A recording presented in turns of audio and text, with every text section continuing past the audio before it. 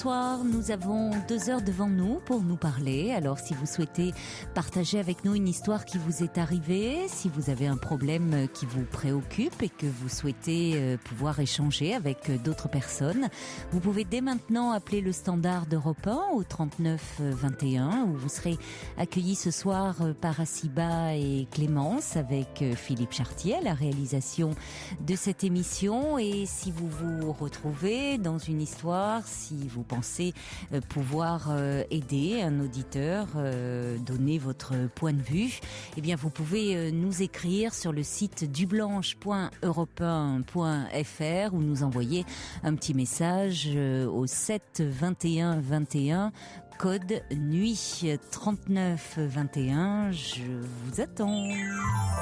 Europe 1, Caroline Dublanche. Et je voulais faire un petit clin d'œil amical à Crico qui me dit « Votre voix me procure l'apaisement après des journées difficiles de soins. Ma vie est complexe depuis ma tendre enfance, mais grâce à votre émission, je relativise. C'est une excellente thérapie et j'espère avoir le courage de vous contacter une de ces soirées. » Merci, car tous les soirs depuis 3 ans, j'apprends à me connaître grâce aux auditeurs qui interviennent et qui ont tous des histoires différentes. Alors vive Europe 1 et longue vie à la libre antenne, me dit Crico. Et j'en profite pour dire que je reçois depuis quelque temps pas mal de courriels comme ça où vous me demandez un avis, un point de vue sur des situations avec en quelques lignes et vous ne mettez pas votre numéro de téléphone. Alors c'est compliqué parce qu'évidemment je ne peux pas vous rappeler et je ne fais pas de réponse par mail. Déjà j'ai pas votre adresse email sur quand vous m'envoyez un courriel. Et puis d'autre part, de toute façon, déjà c'est compliqué quand je vous ai en ligne de pouvoir vous apporter des réponses à des situations souvent complexes. Donc vous imaginez bien quand j'ai juste quelques lignes ou même d'ailleurs si j'avais une page concernant votre situation, c'est compliqué quand je vous ai pas vous vraiment me parlant, m'expliquant votre histoire. Je préfère vraiment le dialogue, l'échange. Cette libre antenne, elle est faite pour ça. Donc vraiment, je vous encourage à mettre votre numéro de téléphone et qu'on puisse vous rappeler ou à vous appeler le 39 21 et puis on en parlera tranquillement ensemble. Et puis comme ça, vous pourrez peut-être partager, échanger avec d'autres personnes qui auront peut-être vécu un peu une situation similaire et qui vous apporteront un éclairage qui vous permettra peut-être d'avancer.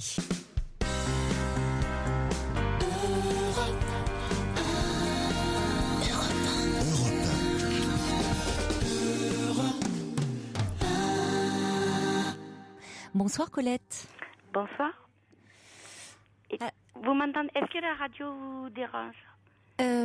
Pour le moment non, mais en général il vaut mieux l'éteindre. Non, ça dérange pas pour l'instant. Il vaut mieux l'éteindre, Colette. En général, oui, ça fait. Ça dérange pas, non? Ça fait du Larsen en général. Ah ok, d'accord. Bon, l'éteindre. Il vaut mieux couper le son. En général, oui. Couper le son, oui. Oui. Voilà, très bien.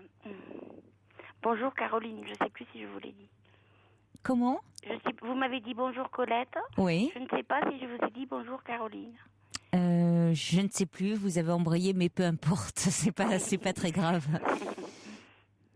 Alors, je vous écoute, Colette. Alors, je vais commencer par une question littéraire. J'aimerais m'inspirer pour arriver à avoir que nous ayons une conversation, vous demander si vous avez lu un livre, et je suis sûre que vous l'avez lu, qui s'appelle Le Prophète, de Khalil Gibran. Eh bien non, je ne l'ai pas lu, figurez-vous. Et non. J'aurais pu en choisir un autre. Non, tout ça pour parler, je pense que j'aimerais que vous parliez de la culpabilité qui nous étouffe tous, qui nous étouffe, qui nous épuise, qui nous pèse sur les épaules. Et la culpabilité, c'est quoi? C'est le sentiment d'avoir fait une faute, d'avoir fauté, fauté par rapport à quelqu'un, Et même pour un enfant, même si c'est le parent qui a fauté, c'est l'enfant qui culpabilise. Et à mon sens, la culpabilité, c'est peut-être le départ de beaucoup de maux des hommes. Et je pense que le seul remède à la culpabilité, c'est le pardon. Et le pardon des autres, bien sûr. A priori, on a envie de pardonner les autres, mais je pense qu'on oublie de se pardonner soi.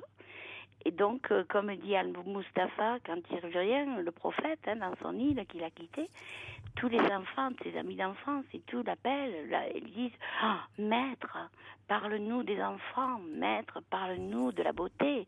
Et puis il dit parle-nous du pardon. Alors je vous demande de nous parler du pardon. Ah ben c'est vous qui avez envie d'en parler, surtout, j'ai l'impression, Colette. J'ai appelé surtout parce que je pense que vous saurez parler à tous les auditeurs. Et vous trouverez les mots simples, accessibles à tous. Et je vous écoute, si je vous appelle, c'est que je vous écoute. Et je voulais, voilà. Mais je vous dirai mon avis peut-être. Mais c'est vous qui êtes la psychologue. Oui, mais alors justement, le pardon est pas tellement un mot de psy, hein. Bon, alors vous devez le savoir, ça. C'est-à-dire que le pardon, ça renvoie plutôt à une notion de morale judéo-chrétienne, si vous voulez. Et les psys, justement, on n'est pas tellement dans cette, on n'est pas du tout dans ce côté moraliste. Oui, donc, c'est pour ça que, si vous voulez, je suis pas sur mon terrain favori. Mais c'est intéressant. Et je sais que justement, on m'a fait part de votre désir d'évoquer cette notion de pardon. Je trouve qu'on n'en parle pas souvent. Et je me disais, tiens, c'est intéressant qu'on l'évoque. Parce que c'est une question... Vous en parler au niveau religieux. Oui, je comprends, parce que effectivement, il peut y avoir d'autres... Je voulais commencer par l'étymologie du mot pardon. Oui. Ce qu'on peut dire à ce que des gens qui, religieux ou pas, rien n'appartient à personne. Oui. Pardonner, déjà, la plus simple... Moi, je voyais, il y a pardonner. Alors, déjà, ça veut dire partir. Ça veut dire par-dessus. Ça veut dire je passe par-dessus. Ça veut dire tout simplement, bon, il y a eu quelque chose de grave. Puis vos auditeurs en savent quelque chose et moi aussi. J'ai mis longtemps à appliquer le pardon. C'est pour ça que je me permets de vous appeler, parce que je l'ai appliqué. J'ai connu la culpabilité. Je croyais pardonner, mais je ne pardonnais pas. C'était pas le vrai pardon. Et j'aurais aimé qu'on parle du vrai pardon. Et qu'est-ce que c'est le vrai pardon ? Parce que déjà, vous faites une différence entre, comme s'il y avait un faux pardon et un vrai pardon. Parce que le pardon, il vient du cœur. C'est-à-dire que, voyez, moi j'ai lu une fois un test pour savoir si on a pardonné. Voyez, une dame, je l'ai fait à ma mère. Des parents divorcent. Oh, mais moi, ton père, tu sais, je lui ai pardonné. Alors maman, si je te dis qu'il a rencontré la deuxième femme de sa vie, qu'il est très heureux en croire, dire ça non, hein. Voilà. Voyez. Alors ça, c'est intellectuellement, tout le monde dit pardon. C'est banalisé. Alors étymologiquement, on peut l'expliquer simplement. Par et donner. Alors partir, ça veut dire on arrête. Bon, on a fait ça, on passe par-dessus et on continue. Et on continue à donner. On peut jouer sur ces mots-là. Et on va vers après, mais pardonner soi surtout, parce que j'écoute vos émissions. C'est le plus dur, je pense. Je suis passée par là. Vous faites référence à un témoignage en particulier ? Plusieurs. C'est toute une question de culpabilité. Oui, mais je crois que on ne peut. Oui, mais Colette, vous ne pensez pas que on ne peut pas en tant qu'être humain se débarrasser radicalement de la culpabilité, hein ? Moi, je n'y crois pas. Je n'y crois pas. Non. Je crois qu'on a tous. Je culpabilise encore d'avoir fait quelque chose qui me convenait pas. On culpabilise. À moins d'être, si vous voulez, les pervers n'ont aucune culpabilité. Pardon ? Voilà. Les pervers n'ont pas accès à la culpabilité. Mais là, c'est de pathologie. Oui, mais c'est pour ça, c'est ce que je vous dis. Non, alors après, effectivement, malheureusement, il y a des personnes qui vont culpabiliser pour des fautes qu'ils n'ont pas commises. Et je vous dis justement Ah, mais pas que les enfants, même adultes. Oui, j'en suis une. Oui. Et à l'inverse, je vous dis, dans des traits de personnalité perverse, il y a pas, la culpabilité n'existe pas, hein, ou chez les psychopathes aussi. Oui, mais les gens qui sont victimes, ne serait-ce que d'une mère manipulatrice et perverse, avant qu'une fille de cette mère-là ne culpabilise plus, c'est long, il y a du chemin, hein. Parce qu'elle arrive à culpabiliser. Et elle, par contre, la manipulatrice perverse, elle ne culpabilise pas, hein. Oui, non, Vous tout à comprenez fait. ce que je veux Oui, vous tout dire. à fait. Excusez-moi pour ma voix, mais je suis très émue. Il m'arrive plein de choses. Et je suis... voilà. Et voilà, oui, c'est sûr. Mais le pardon radical, bien sûr qu'il n'existe pas. On aura toujours quelque chose à pardonner, à se faire pardonner. Mais je pense que, si vous voulez, là où je vous rejoins, c'est finalement une façon de trouver l'apaisement, parce que vous citiez le cas, par exemple, par rapport à un divorce où on est encore dans une séparation, plein de rancœur, plein de ressentiments, On a beau vous plein dire, de oublie, haine. il faut oublier vraiment. On peut Oui, pas dire plein j'oublie. de haine vis-à-vis de l'autre parfois, et finalement C'est long. c'est une façon de maintenir. On est encore dans un lien. Mais bien sûr. Donc quand on arrive à prendre, moi je parlerai de distance. Évidemment qu'on y trouve beaucoup de sérénité, mais ça ne se fait pas comme ça. Maintenant, sûr que non. pour avoir eu en thérapie des personnes qui ont été victimes de parents extrêmement maltraitants ou victimes d'abus sexuels dans leur enfance ou même adultes, certaines évoquaient cette dimension-là parce que certaines ne souhaitaient pas pardonner. Mais Et moi, je j'ai pas comprends pardonné. tout à fait. Je crois qu'il y a des choses où finalement le pardon n'a pas lieu d'être, où on peut trouver une distance par rapport au traumatisme que l'on a vécu, où l'on peut comprendre finalement que la personne qui a fait subir ce traumatisme était quelqu'un de malade. Pour autant, on n'a pas envie de lui pardonner. Et voyez-vous, Caroline, on y passait là, il y a deux sortes de pardon. Celui des autres, pardonner aux autres, et se pardonner à soi. Et je pense que ce qu'il faudrait que certaines... Enfin, je suis pas un professeur, je donne pas d'ordre. Non. Ce qu'il faudrait que certaines personnes et que toutes les philosophies disent, on nous le dit partout, d'abord, commencer par soi-même, connais-toi toi-même. Et ici, chaque être humain, on est trop nombreux, il n'y a que des conflits. Oui. Si chaque être humain, avant de dire s'il faut qu'il pardonne l'autre, il doit dire, mais moi, qu'est-ce que j'ai fait dans les... Et moi, qu'est-ce que j'ai... Et vous savez ce qu'on a du mal à se pardonner, Caroline ? C'est pour ça qu'on l'occulte. Ce qu'on est. Qu'est-ce que tu veux d'être ce que je suis, ben voilà, je suis comme ça. Et on passe notre vie à s'excuser à notre mère, à notre père. Eh ben oui, je suis comme ça, je suis pas comme tu voudrais, voilà. Mais on les aime. On culpabilise, c'est les parents. Avant nous-mêmes de devenir adultes, nos premiers dieux, au-delà de la religion, nos premiers maîtres, c'est les parents. Ils nous ont mis dans le disque dur que c'était les plus forts, qui savaient tout, qu'ils allaient tout nous apprendre, et qu'ils se remettent jamais. Ma mère, un jour, je lui ai dit, tu es née parfaite, toi. Eh bien, moi, je commence à en avoir marre des gens parfaits un jour. Mais j'avais 35 ans quand je lui ai dit ça. Vous comprenez? J'en ai 55. Et ça fait qu'1 an et demi que je la vois plus. Je l'aime, je l'adore, mais si je suis prête maintenant. Mais c'est elle qui viendra, quoi.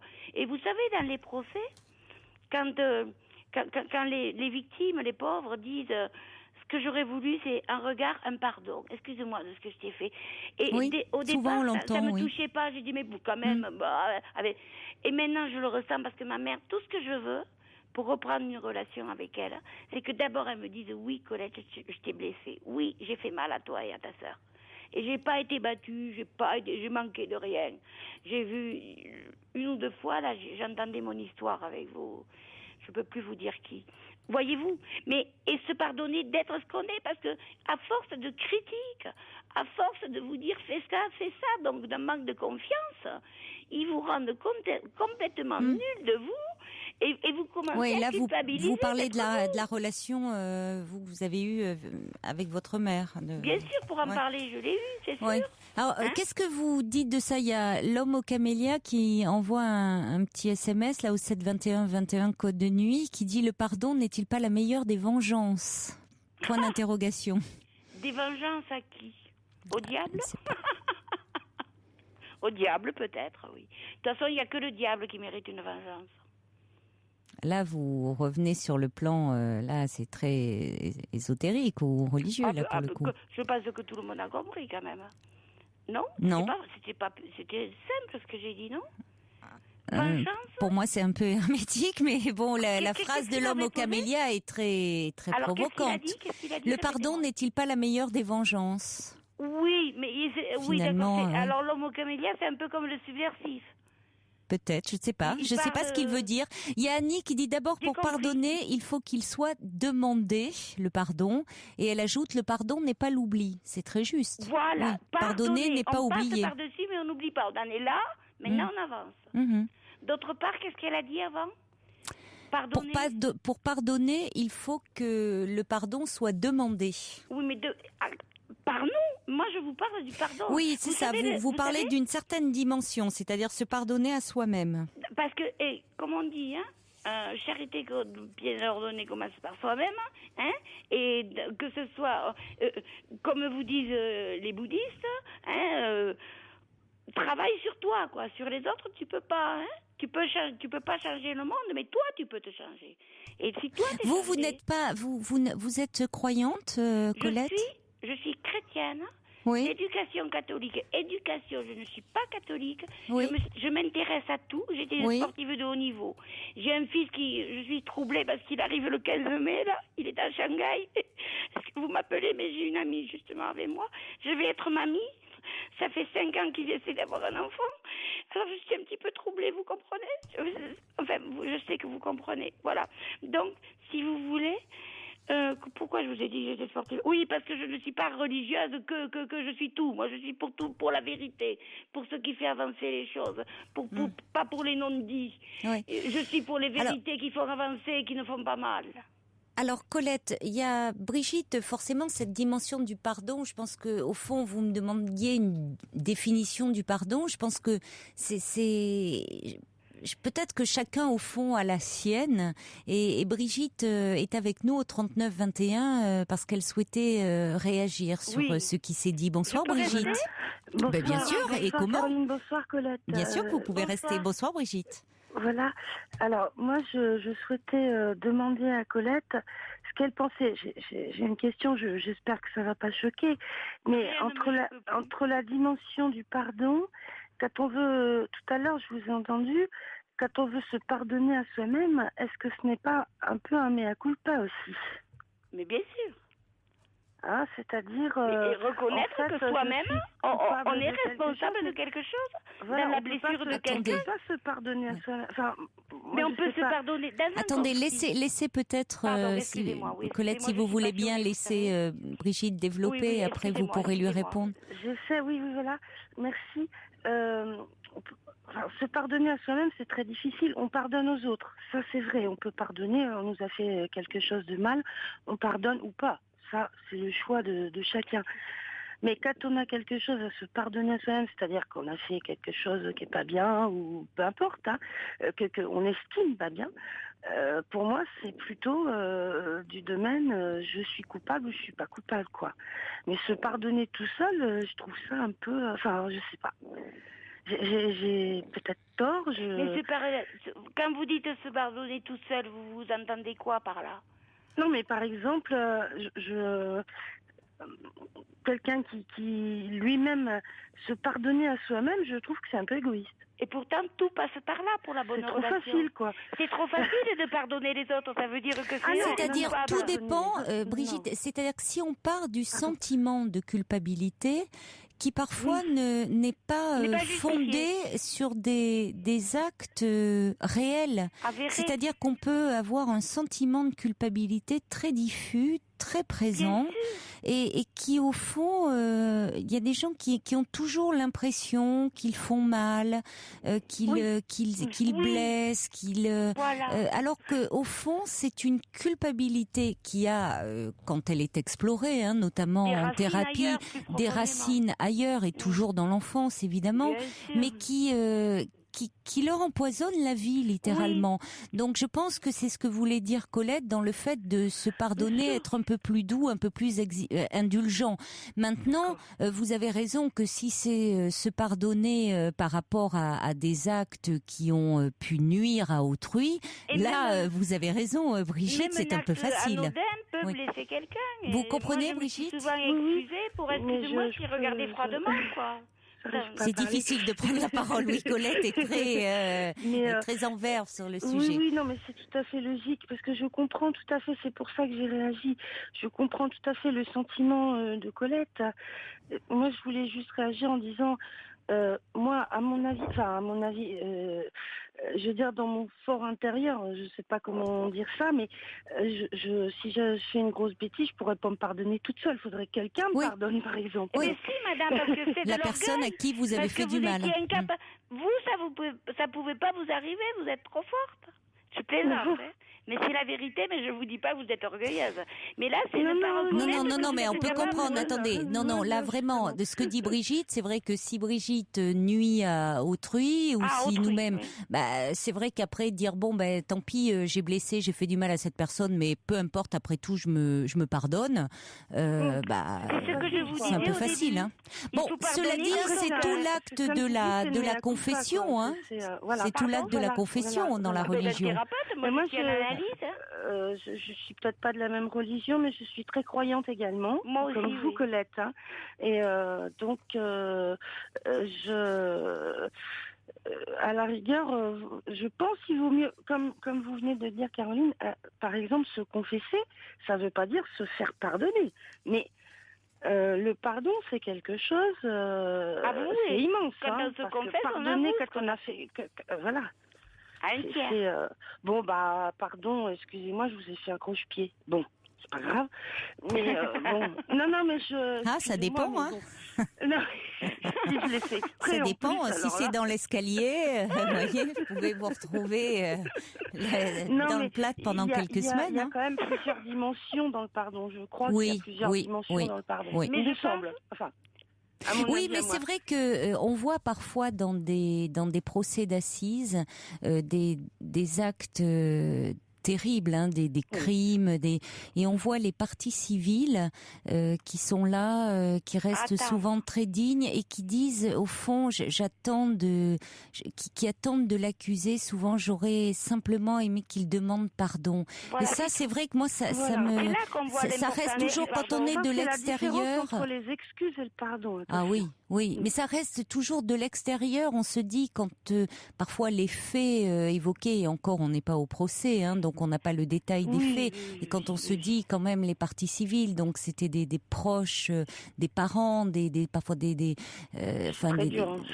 se dire au fond, elles avaient besoin, hein, d'une certaine façon, ce qui pourrait les réconforter, certaines, pas tous, du pardon de celui qui a tant fait souffrir, même qui a supprimé, ôté la vie de la personne auquel elle tenait tant. Garde entre guillemets, pardonnez-moi le mot que je vais donner parce que je n'arrive pas.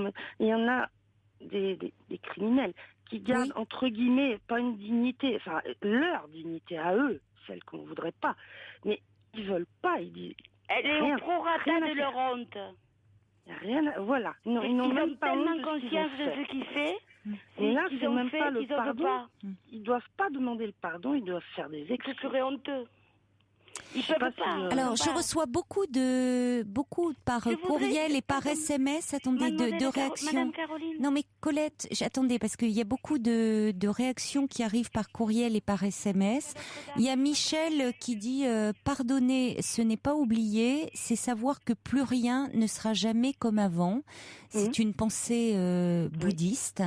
Elle est intéressante. C'est beau. Oui. Il y a Harmonie qui dit « Depuis la nuit des temps, des hommes ont écrit sur le pardon. Cette notion religieuse, je pense, fait peut-être naître la culpabilité puisque les Écritures saintes demandent de le pratiquer. Qu'advient-il des personnes qui n'y ont pas accès, soit parce qu'elles ne le peuvent pas ou ne le souhaitent pas?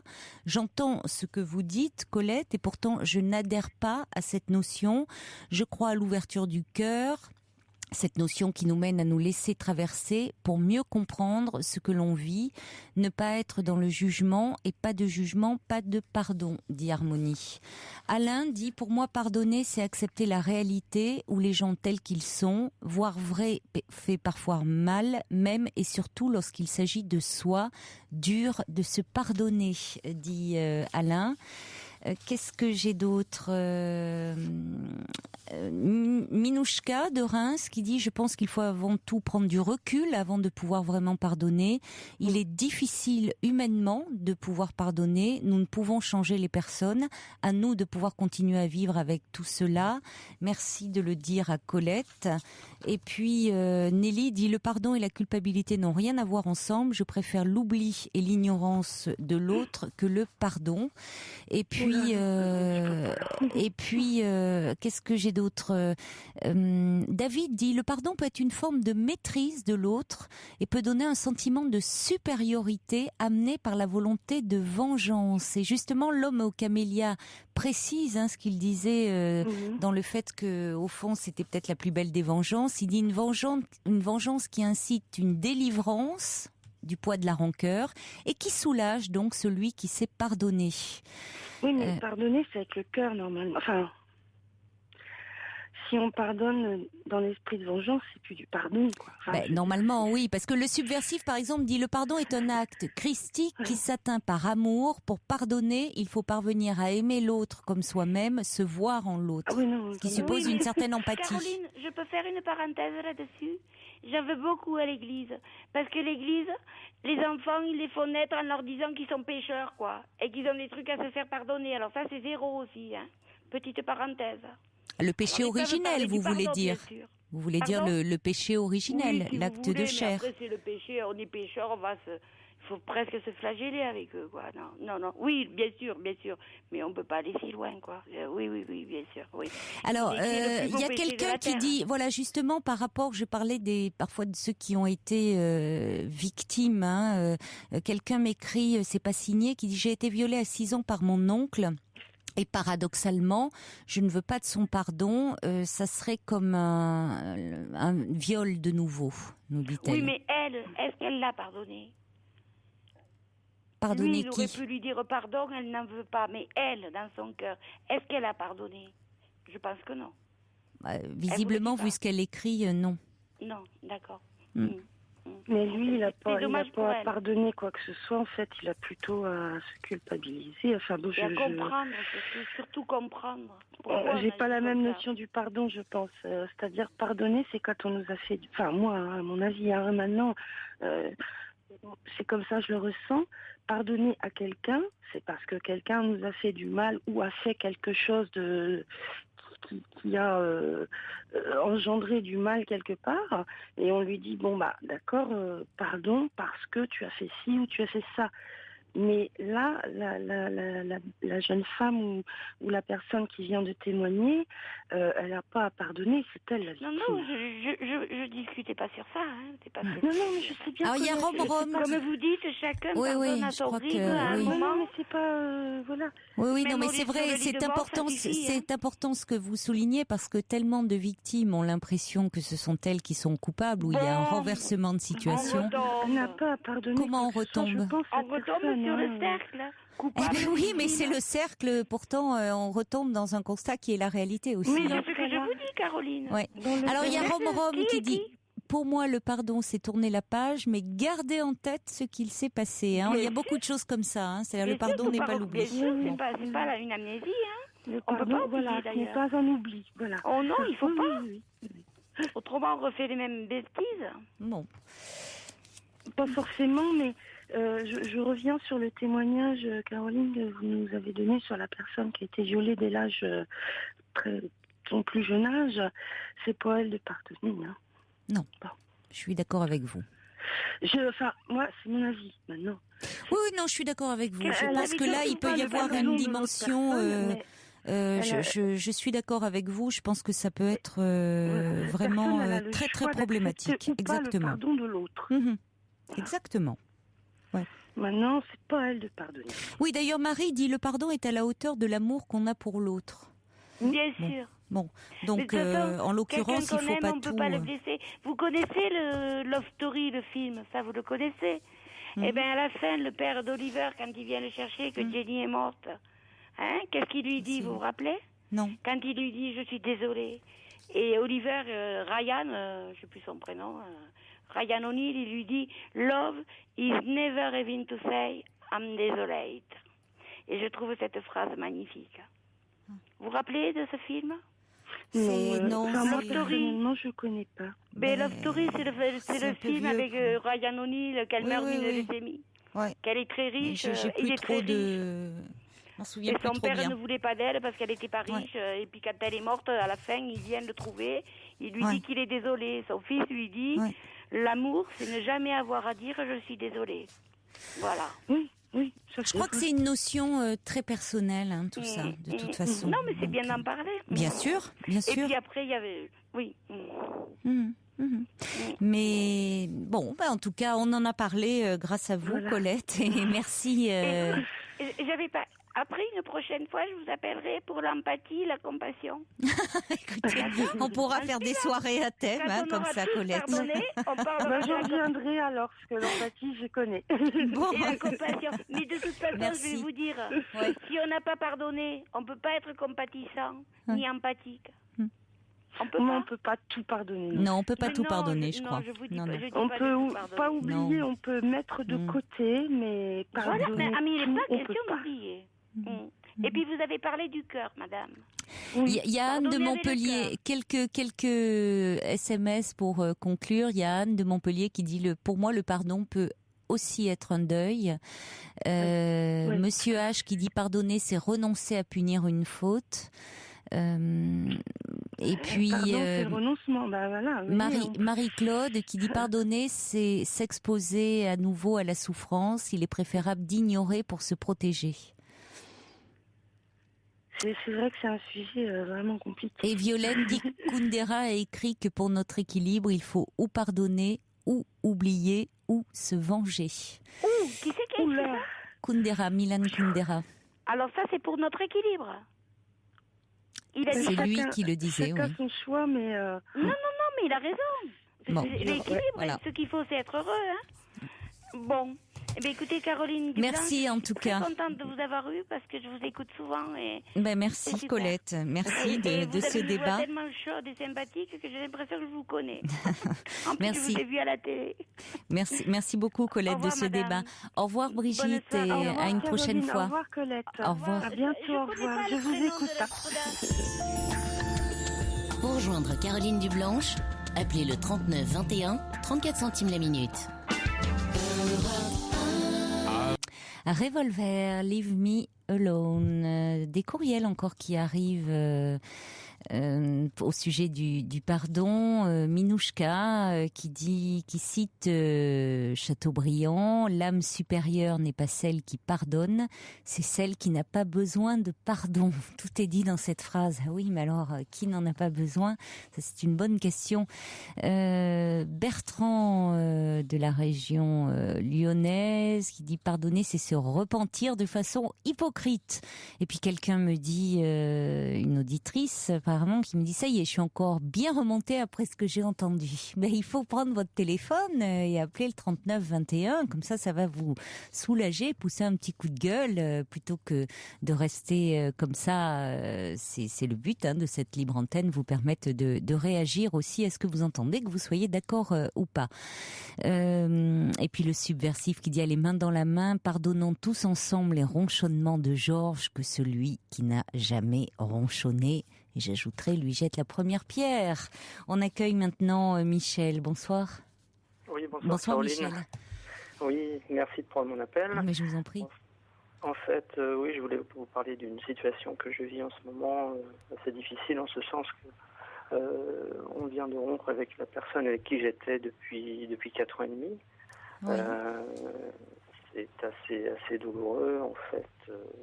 On avait une divergence de point de vue par rapport à l'achat d'une maison qu'on avait projeté de faire ensemble, mais disons que moi, j'étais un petit peu réticent. Je ne voulais pas m'engager tout de suite, en fait. Et disons que ça a provoqué une dégradation. Vous viviez dans un appartement ?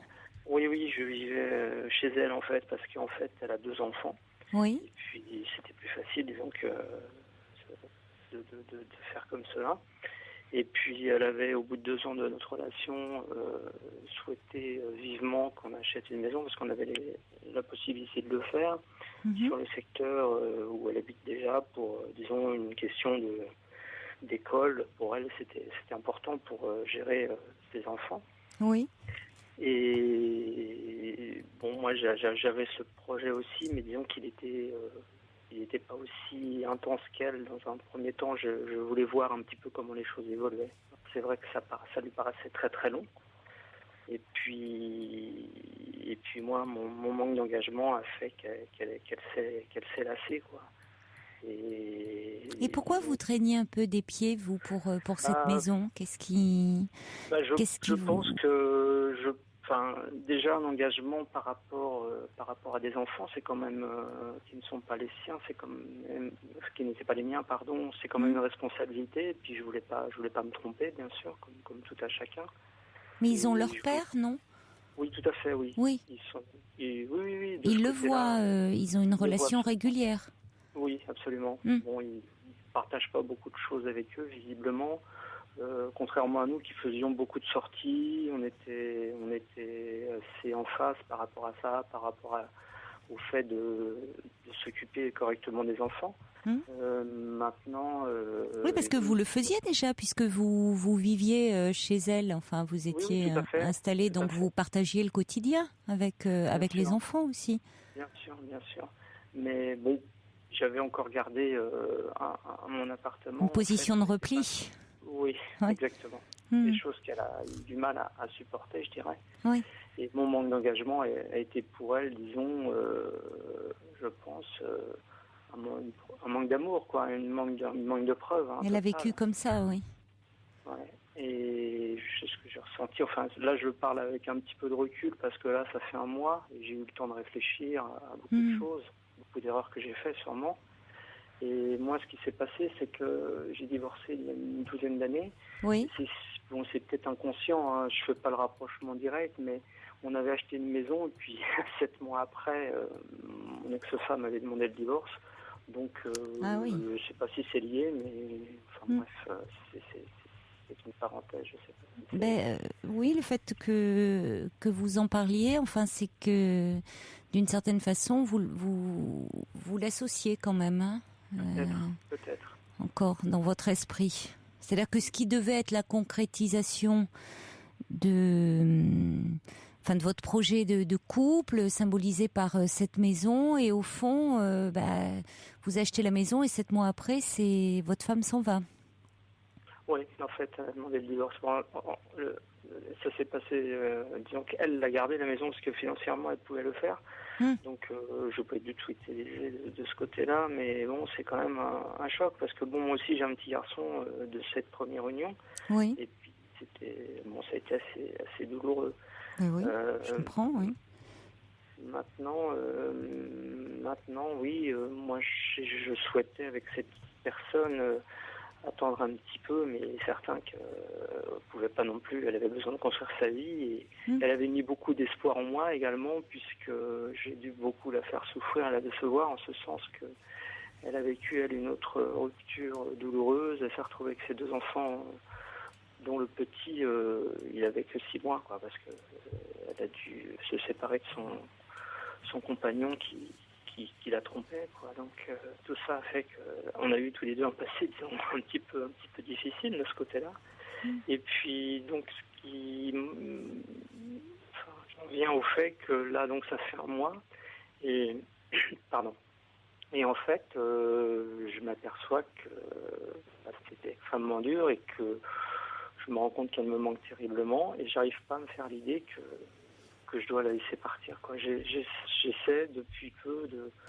Alors c'est peut-être trop tard, c'est peut-être en vain, mais de tout faire pour la retrouver d'une certaine façon, quoi. Peu à peu, d'essayer de renouer et pourquoi pas aboutir à ce projet, puisqu'il lui tenait tant à cœur. Mais il est peut-être pas trop tard.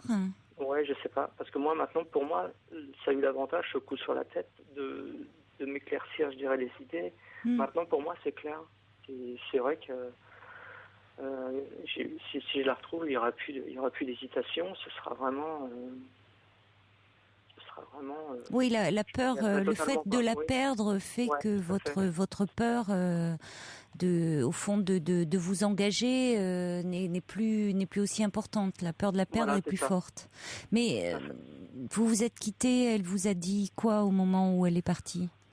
En fait, ce qui s'est passé cette dernière année, c'est qu'on continuait à se voir. Alors comme elle avait toujours ce projet en tête, et moi je voulais plus, c'est pas la mener en bateau, mais lui faire croire des choses qui n'arriveront pas dans l'immédiat. J'ai un petit peu laissé se dégrader la relation en quelque sorte. On continuait à se voir et bon, on a eu des moments de rapprochement, mais on n'était plus le couple harmonieux qu'on était au début, quoi. Ah oui, c'est-à-dire que vous continuiez à vous voir, mais vous étiez revenu dans votre appartement? Voilà, c'est ça. Oui. Ah oui, depuis combien de temps ça se passait comme ça? Depuis un an. C'est long. Ouais, c'est long et c'est long qu'on a vécu une phase. Bon, je suis responsable, mais je pense qu'elle aussi, on était dans une position un peu étrange, quoi. On se voyait, on a eu des petits moments de rapprochement, d'intimité, mais c'était épisodique. Oui, et finalement. Et là, oui, pardon. Excusez-moi, je recoupe. Et là, dernièrement, elle a rencontré une personne, mais bon, j'ai cru comprendre que c'était pas sérieux, puisque, enfin, pour l'instant en tout cas, je suis pas encore tombée amoureuse de cette personne, ça c'est certain. Comment vous le savez? Je lui ai demandé, j'ai eu l'occasion de la voir, parce que au bout de 4 semaines, c'était assez dur de... Allô? Oui, non, je sais pas, il y a eu un bruit, mais je sais pas, je pensais que c'était chez vous. Non, du tout. Et en fait, j'ai eu besoin, moi, pour rebondir, de la voir et puis de vraiment lui dire ce que je ressentais encore pour elle et les erreurs que j'avais commises. Et ça, j'aurais dû certainement lui dire avant, mais j'ai fait comme j'ai pu et il est évident que je lui dis avec le cœur, avec toute ma conviction, tout ce que je ressentais. Et elle a vu que j'étais sincère, quoi. Alors, est-ce que mes mots ont porté? Je pense qu'elle a été touchée, mais maintenant, je ne sais plus si elle est suffisamment attirée vers moi pour reconstruire quelque chose. Mais de toute façon, si ça doit être le cas, il faudra du temps, c'est certain. Et vous lui avez dit il y a combien de temps tout ça? Il y a 15 jours. Il y a 15 jours, j'ai été boire un verre avec elle pour vraiment lui dire que... De toute façon, vous avez bien fait de lui dire ce que vous avez sur le cœur et ce que vous ressentez. Hein. C'est le moment, ou jamais de le faire là. Oui, bien sûr. Maintenant, je ne sais pas, ce qu'il en est de son côté. Vous n'avez pas eu de nouvelles là depuis 15 jours? J'ai eu des nouvelles. Moi j'ai fait envoyer un petit bouquet de fleurs. Bon, ouais. Peut-être pas trop en faire non plus, hein. Non, c'est ça, ouais. Ouais, faut pas être trop. Sur elle, trop. Oui, parce qu'il faut la laisser. C'est-à-dire, faudrait pas non plus. Je sais pas en même temps, mais parce que elle peut se dire en même. C'est-à-dire, elle vous connaît, la sincérité à un moment, ça se ressent. Donc, vous me dites qu'elle a senti, là, semble-t-il, que vous étiez réellement sincère, mais elle peut se dire aussi, ça faisait 4 ans et demi qu'on était ensemble et finalement, il n'était pas prêt à ce moment-là à s'engager. Et puis là, maintenant, il ferait des pieds et des mains pour me reconquérir, mais est-ce que ça va durer dans le temps ? Vous voyez, on peut toujours se dire ça quand la rupture a eu lieu. L'autre peut être à ce moment-là prêt à tout pour reconquérir, mais est-ce que ça va durer ? Est-ce que vous lui avez parlé est-ce que vous lui avez dit cette histoire-là qui s'était passée, votre histoire initiale de divorce, que finalement vous aviez acheté une maison et que 7 mois après, votre ex-femme était partie ? Oui, on en a parlé. Oui, on a beaucoup parlé. De toute façon, au début de notre relation, c'était vraiment fusionnel. On a eu beaucoup d'amour l'un pour l'autre. Je pense qu'on en a encore. Enfin, Non, mais d'accord, mais est-ce qu'elle a compris que peut-être enfin, même certainement, vous faisiez le lien. Il y avait quelque chose qui bloquait dans. Je pense qu'elle a compris tout ça. Ce que j'ai ressenti en elle, c'est qu'elle avait eu le sentiment de rater quelque chose avec son premier compagnon, et elle, c'était très très important de reconstruire quelque chose. C'est normal, hein, c'est tout à fait légitime, mais elle occultait parfois, des fois, ce que j'avais pu ressentir. J'ai eu ce sentiment-là. Bon, faut aussi se mettre à sa place, mais des fois, ça passait, je dirais, peut-être mes blessures passaient au second plan par rapport aux siennes. Enfin, c'est pas affirmatif ce que je dis, mais c'est ce que parfois j'ai ressenti. Maintenant, elle m'a laissé ma chance, elle m'a beaucoup attendu. Je lui en veux pas d'ailleurs, parce que arrive un moment, c'était normal de prendre une décision, quelle qu'elle soit. Maintenant, Bah oui, si la relation comme ça se détériorait depuis un an, au fond, elle a tranché, hein. Elle a tranché. Voilà. Bon, vous avez fait ce que vous pensiez faire, c'est-à-dire ce que vous pensiez bon de faire, c'est-à-dire lui dire là vraiment ce que vous ressentez pour elle, que finalement quelles étaient vos peurs et qu'aujourd'hui vous êtes davantage prêt à vous engager. Et donc l'engagement auprès de ces enfants vous fait moins peur. Tout à fait. Et là, ce que j'ai fait, je pense qu'elle a apprécié, pour pas que j'aurais fait une petite surprise, quoi. Et elle a pas été. Je voulais dans un premier temps lui déposer sur son palier ou lui donner brièvement pour pas, je veux dire, trop m'immiscer dans sa vie. Lui déposer quoi?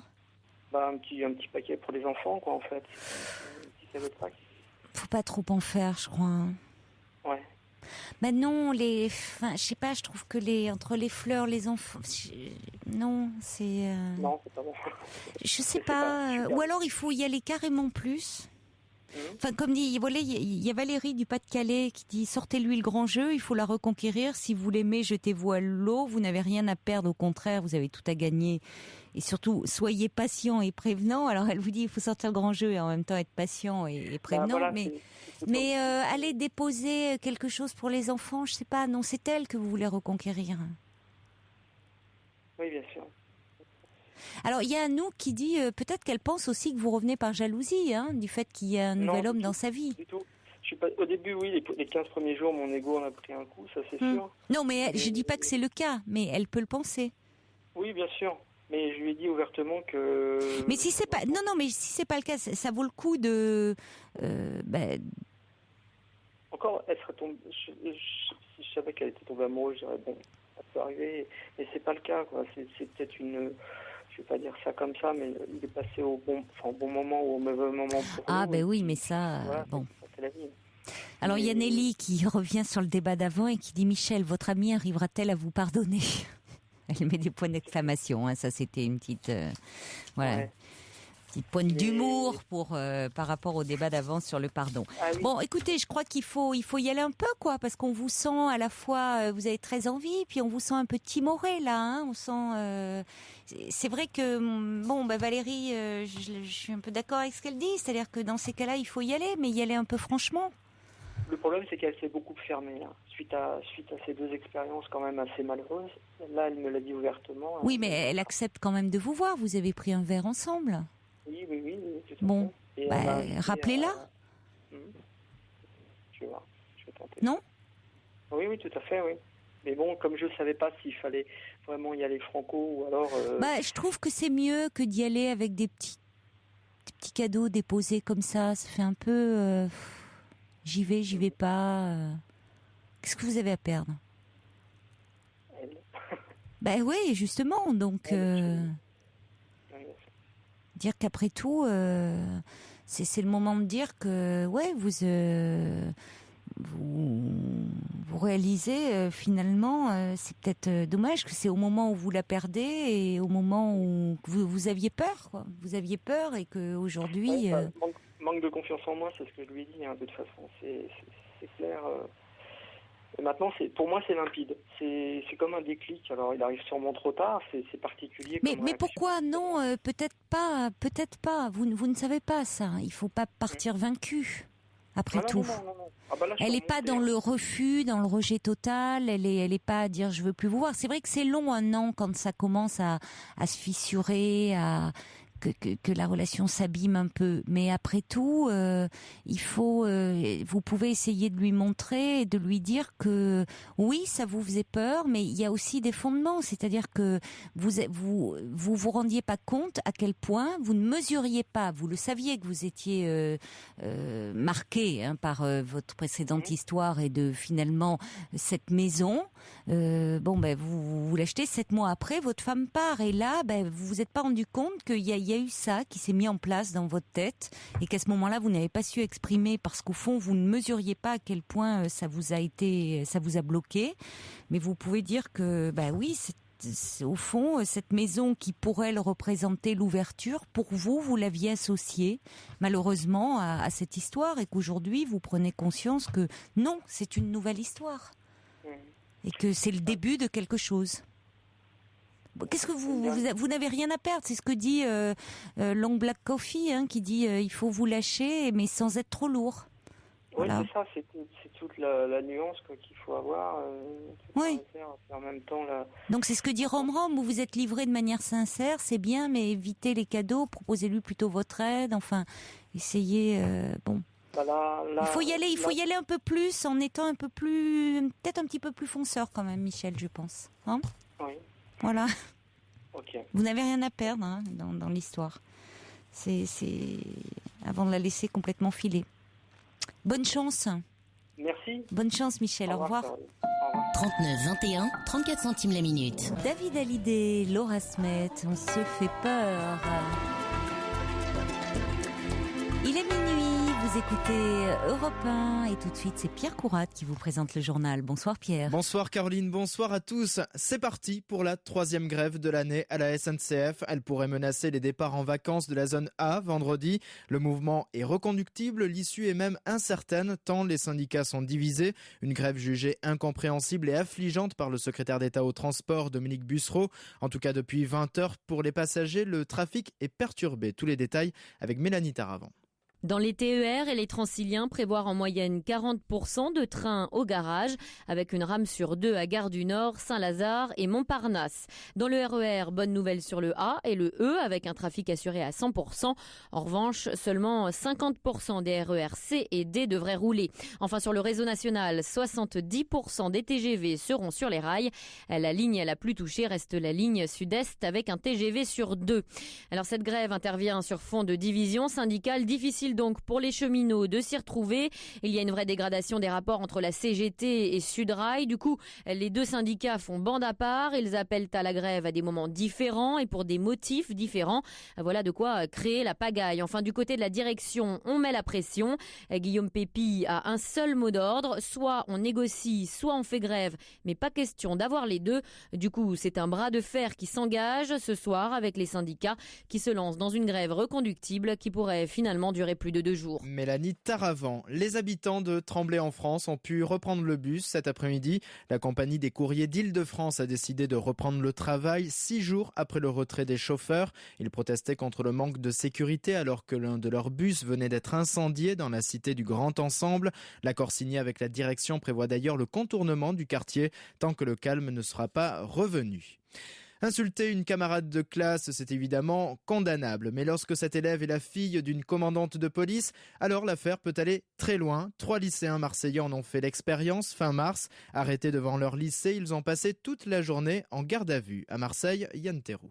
À en croire les syndicats d'enseignants mobilisés sur cette affaire, la maman de la jeune fille agressée vendredi a organisé une véritable descente de police dans le lycée Artaud. 12 policiers de plan de Cuc sont alors intervenus, à en croire le syndicat SNES-FSU. Les lycéens que la victime a pu identifier dans le bureau du proviseur ont été interpellés à la sortie du lycée est placé en garde à vue. Une affaire qui flirte dangereusement avec la bavure pour Alain Artaud, le secrétaire académique du syndicat SNES FSU à Marseille. Ces 3 lycéens ont été placés en garde à vue de 10h30 jusqu'à 18h, ont été menottés, déshabillés, fouillés, interrogés, fichés, photographiés pour ce qu'on pourrait traiter de chamaillerie de cours de récréation.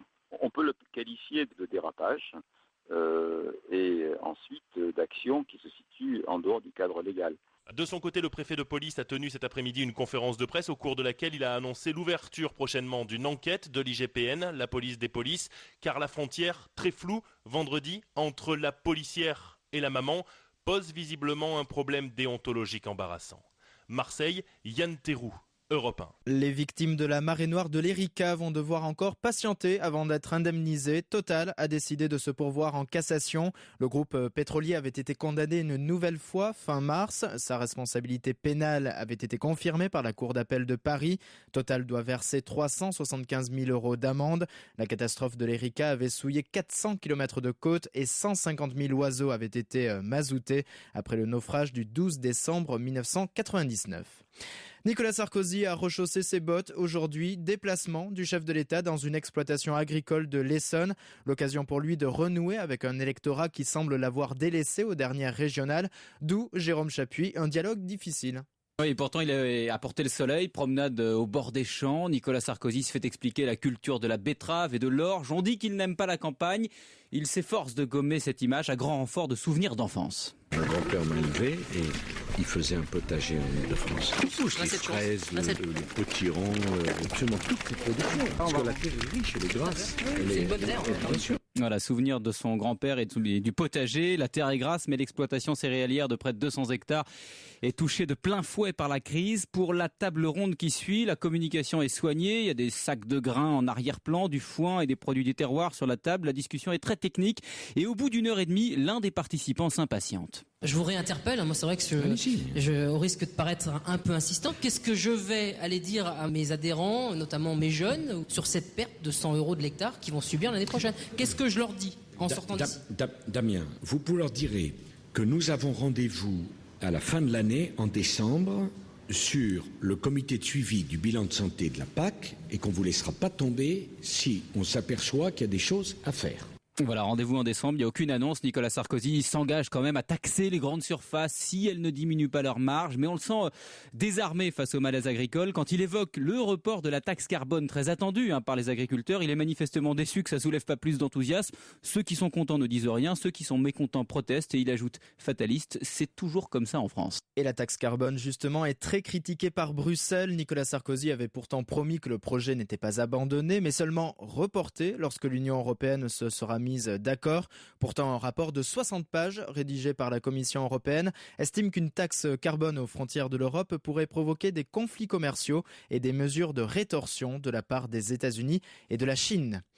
Il y a eu plus d'évadés fiscaux en 2008 qu'en 2007. Pourtant, le bouclier fiscal venait d'être abaissé à 50%. Les chiffres que s'est procuré le site internet du Figaro viendraient directement du ministère des Finances. 821 redevables de l'impôt sur la fortune ont quitté la France en 2008 contre seulement 719 en 2007. On pourra désormais faire ces jeux en ligne. L'Assemblée nationale a validé aujourd'hui le projet de loi ouvrant les jeux en ligne à la concurrence, ce qui signifie aussi que la Française des Jeux et le PMU perdent leur monopole et les jeux en ligne rentrent dans un cadre légal grâce à la création d'une autorité de régulation. Elisabeth Azayag. Une cinquantaine d'opérateurs vont demander une licence pour travailler en France à côté de la Française des Jeux et du PMU. C'est l'ARJEL, l'autorité de régulation des jeux en ligne, qui va donner les agréments aux opérateurs pour une durée de 5 ans. Et cette autorité sera prête aussi à réagir en cas de problème. Elle est composée de policiers, de clients mystères, c'est-à-dire de faux clients, ainsi que des juristes. En encadrant les jeux en ligne, l'État lutte contre le blanchiment d'argent, mais aussi contre les addictions. Les sites seront interdits aux mineurs, mais certains psychiatres redoutent les effets de la publicité sur les joueurs. Marc Valeur est spécialiste des addictions. Ce qu'on peut craindre, c'est au niveau du marketing, de la publicité, des bonus qui vont être proposés. Et c'est à mon avis là que l'univers des jeux risque de changer radicalement de figure. Je pense qu'on va avoir logiquement plus de demandes et que le marketing aidant, les nombres de joueurs aidants, le nombre de joueurs pathologiques va augmenter. L'État prélèvera 7,5% des mises des joueurs pour les paris sportifs et hippiques et 2% des mises pour le poker. Une partie des recettes ira directement à la lutte contre la dépendance aux jeux. Et après le vote de l'Assemblée nationale, l'opposition dénonce une loi faite pour les amis financiers du président de la République, d'autant que la loi a été votée quelques jours seulement avant la Coupe du Monde de foot, a fait remarquer un député communiste. 4 militants de Greenpeace ont été blessés cet après-midi au large de Cherbourg. Ils participaient à des exercices en mer. La nature de leurs blessures n'a pas été précisée par l'organisation écologiste. Inter de Milan, FC Barcelone, c'est la première affiche des demi-finales de la Ligue des champions de foot. Barcelone s'est largement imposé ce soir sur Arsenal 4-1. Après le 1-partout du match aller, l'Inter de Milan s'est contenté d'un but pour l'emporter face au CSK Moscou, 1-0 comme au match aller. Demain, Bordeaux reçoit Lyon. Lors de leur première rencontre, la semaine dernière, les Lyonnais avaient battu les Girondins 3-1. Une rencontre à suivre, bien entendu, sur Europe 1. La météo de demain, mercredi, Thierry Fréret, et le beau temps n'aura duré qu'1 jour.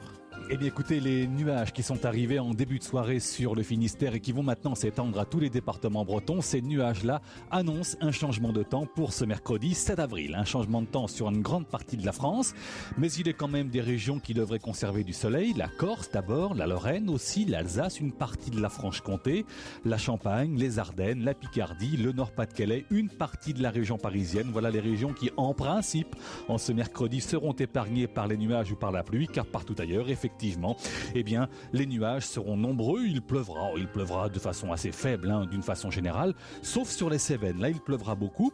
Il neigera sur les Pyrénées, sur les Alpes et sur le Massif central à partir de 1300 mètres. Et en deuxième partie d'après-midi, après les premières pluies, alors les éclaircies réapparaîtront sur la côte atlantique. Alors, qui dit changement de temps, dit changement de température. Forcément, elles seront à la baisse dans un grand nombre de villes. 12 degrés, par exemple, prévus à Brest, à Toulouse et à Tarbes. 13 à La Rochelle, à Rennes, à Clermont-Ferrand et au Havre. Vous aurez 14 degrés à Biarritz, à Angers, à Bordeaux, à Caen, à Tours, à Cognac et à Nevers. Les 15 degrés seront pour Lyon et Marseille. 17 à Paris, à Besançon et Nice. 18 à Lens et à Bastia. 19 à Metz et Ajaccio. Et puis 20 degrés à Strasbourg. Et à partir de jeudi après-midi, progressivement, là, le soleil sera de retour. Merci beaucoup Thierry. Dans un instant, vous retrouverez Caroline Dublanche. Il est minuit 10 sur Europe 1. Très belle nuit à tous. Europe 1, toujours plus proche de vous, continue son tour de France. Après Nantes, Marseille, Strasbourg, Nice, Lille, Toulouse, jeudi et vendredi prochain avec Sud-Ouest. Tous les animateurs, animatrices et journalistes d'Europe 1 seront en direct et en public de Bordeaux. Tout Europe 1 depuis Bordeaux, rendez-vous place de la Comédie en face du Grand Hôtel, jeudi soir et vendredi toute la journée.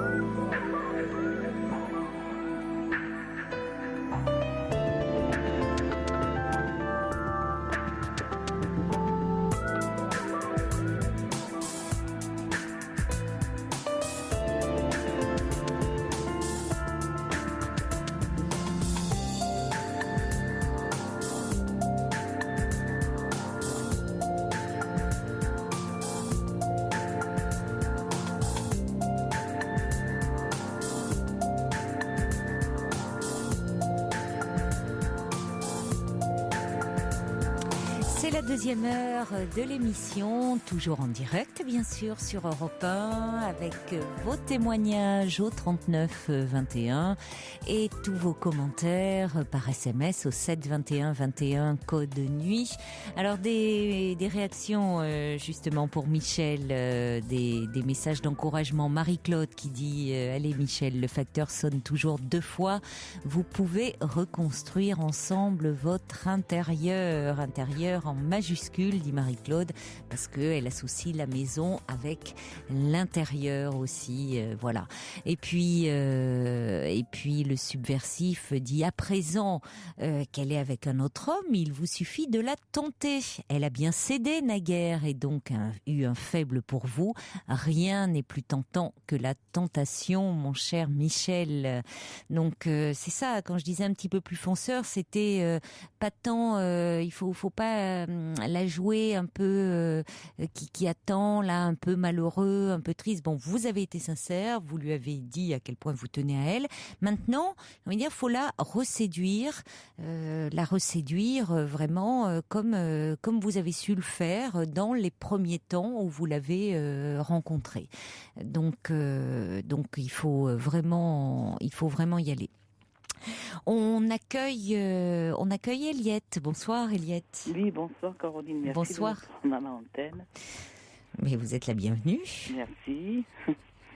Voilà, je vous avais Je reconnais votre voix, Eliette. Oui. Oui. Ma voix de gospel, c'est on reconnaît. Ah, méfiez-vous, hein, je vais vous demander de chanter un peu, là, alors. Je vais pas vous faire chanter, hein, c'est pas ce que j'ai dit. Oui, non, pas du tout, je m'aime pas pour ça. Vous vous rappelez, je vous avais appelé au mois de février. Alors, je ne sais pas si c'était quand est-ce que c'était exactement, mais je me souviens que vous aviez rencontré un homme sur un site de rencontre. Voilà, un homme marié. Oui, et puis quand je vous ai parlé, et après le soir même, j'ai écrit sur le site, je lui ai dit comme il disait qu'il était amoureux de moi, j'ai dit si tu es amoureux comme tu dis, eh ben tu divorces après votre conversation. Et puis il m'a répondu, le soir même il est rentré chez lui. Sa femme était partie à Paris, son fils était venu le chercher. Il m'a dit, je prends rendez-vous. Il a pris rendez-vous le 19 mars à son avocat. Et alors, après, le lendemain, il m'a appelé. Il m'a dit, je peux venir te voir? Ben, j'ai dit oui. J'ai dit pas dans la soirée. J'aime pas voir les hommes, surtout le soir. J'ai dit oui, tu peux venir. Il est venu, il a été chez un sac, il avait amené des affaires. Je savais pas, hein, je savais pas du tout. Alors, voilà, il est passé, et il est resté à la maison et depuis, il est toujours chez moi. Ah bon? Il habite chez moi. C'est pas vrai. Oui, il a divorcé, il a pris rendez-vous avec son avocat et il a fait les papiers de divorce, il m'a montré. Je ne croyais pas, je dis c'est pas vrai, tout ça, c'est que des bêtises. Et après, là, la semaine dernière, il est revenu voir son avocat avec sa femme, il a refait les papiers, il va récupérer les papiers dans la semaine. Ah mais il était vraiment, il en pouvait plus alors de cette relation pour débarquer chez vous comme ça. Oui, depuis, on est toujours ensemble, il est très amoureux, moi aussi, ça se passe très bien. Et ça se passe bien? Ça se passe Parce très que bien. vous attendiez, Eliette, à ce qu'il vienne chez vous, mais qu'il reste? Non, pas du tout. Ben oui, et comment c'est parce que, enfin, vous pouviez être un peu surprise de tout d'un coup avoir un homme comme ça à la maison. Voilà, je me suis dit, mais j'ai dit, il me dit, je viens le soir ou à 5h, 17h le soir ou après manger. J'ai dit, oui, tu viens comme tu veux. Et puis, je savais pas, il m'a dit qu'il a été chez un sac, il a mis quelques affaires dedans. Il était venu pour rester. Il avait tout quitté, il a dit à sa femme que il fallait... il a eu un déclic en me voyant, il voulait le faire, ça, et puis... qu'il avait rencontré quelqu'un d'autre et qu'il allait divorcer. Oui, mais sans même vous avoir rencontré finalement. Oui, sans même m'avoir rencontré, il était amoureux. Parce qu'on discutait sur le site, on s'écrivait tous les jours pendant un mois, on se parlait beaucoup, on racontait nos petits dieux, je racontais pas tout, mais il discutait beaucoup. D'après ce que je lui dis, je resterai vieille fille, je rencontrerai jamais personne, je cherchais un CDI, pas un CDD, tout ça, c'était... Oui. Voilà, et puis, voilà, il est venu chez moi comme ça. Au départ, j'avais pas trop confiance, mais... c'est ce que j'allais dire. Vous n'avez pas eu un peu peur d'accueillir chez vous quand même un inconnu? Si, au départ, toujours au début, quand on ne connaît pas la personne, toujours un petit peu. Parce qu'on en avait parlé, on dit quand même souvent, on recommande fortement de se rencontrer dans un lieu plutôt neutre, style café, parce que même si on a échangé longuement sur un site, après tout, on ne sait pas au fond à qui on a affaire. Non. Donc l'accueillir chez vous, c'était quand même un peu risqué. Mais j'ai mangé avec lui, il m'avait invité au restaurant avant. Hein. Ah oui, d'accord. Ah oui, le 9 mars, je lui ai dit, de toute façon, si tu m'aimes, il faut se rencontrer, on ne peut pas rester comme ça. On s'est rencontrés, on a été manger dans un restaurant. Moi, j'ai dit dans une cafette, il me dit non, la première fois, je veux manger au restaurant avec toi. On a bien mangé au restaurant, on a discuté. C'est un homme de goût, il n'allait pas vous amener dans une cafétéria quand même pour une première rencontre. C'est vrai, c'est quelqu'un de très gentil, de très agréable. Et puis après, il me dit, tu fais quoi après? Il m'a tout de suite donné la main, il me caressé la main. J'ai dit, mais je sais pas, on va s'asseoir, on va parler.